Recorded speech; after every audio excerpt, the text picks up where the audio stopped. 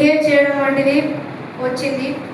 కానీ మన మహిళను చిన్న చూపు చూడొద్దు. ఎప్పుడు చూసినా వాళ్ళు మన తల్లి లెక్క ఉంటారు. ఎంతటి వాళ్ళైనా కానీ మహిళలకు భద్రత చేయాలని చెప్పి నా నుంచి తెలుపుతున్నాను. మరి మహిళ ఏం చేయలేదు.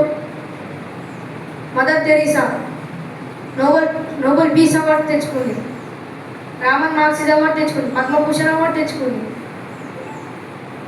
3 అవార్డులు వచ్చాయి.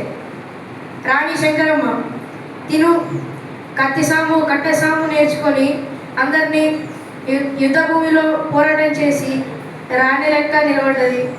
రాణి లక్ష్మీబాయి ఈమె ఎంతో గొప్ప బిల్లు బాణం పట్టుకుంది.